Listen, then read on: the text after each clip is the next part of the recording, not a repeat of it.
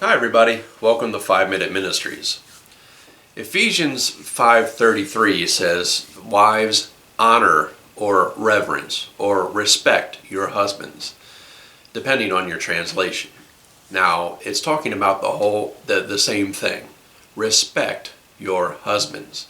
Now, 1 Peter goes further and says, "Honor all men." Now, while 1 Peter is talking about honoring everybody, male or female, I want to focus on men right now because one, I'm talking to women, and two, women are encouraged and even expected to be disrespectful to men, whether they are their husbands or their bosses or just men in general. There are plenty of videos where a man's just walking by a woman in a gym and the woman will go and trash him on social media, claiming, "Oh, he walked by to stare at me. He's giving me leering looks. He's doing this and doing that," and trying to shame him. Now, male bashing is nothing new. It was prevalent when I was growing up. And in the 90s, men were completely disrespected, especially on television. Husbands and fathers were seen as nothing more than doofuses and goofs who were not worthy of respect.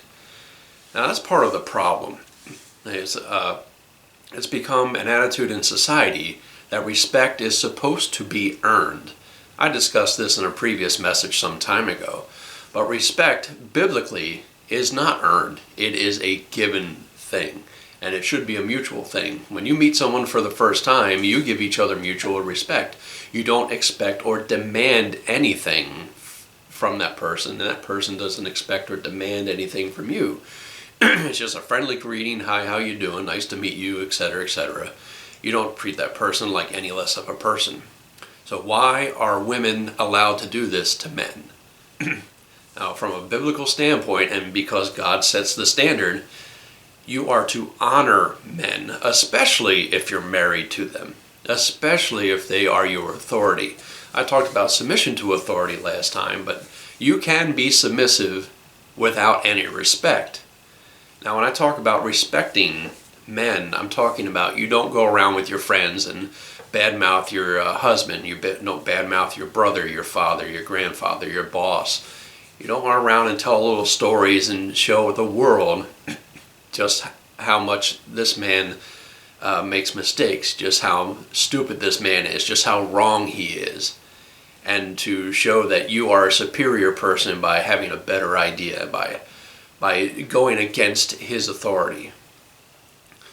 And I know that's very encouraged, and you're supposed to be a strong, independent woman who don't need no man. But especially as a woman of God, you are to respect men. Well, let's face it, don't you want respect too? When a man does something that you don't like, do you not feel disrespected? So why is it okay for you to be disrespectful? Why is it okay for you to trash men on social media? It's not okay for you to do it. It's wrong, and you know it. And it needs to stop. We are to be respecting each other. And we are to hold those in authority with a higher regard, especially if he's your husband. Remember, you were designed to be his helper, and you are of no help if you are constantly being disrespectful and trashing who he is to your friends on social media, anywhere, and it doesn't matter where.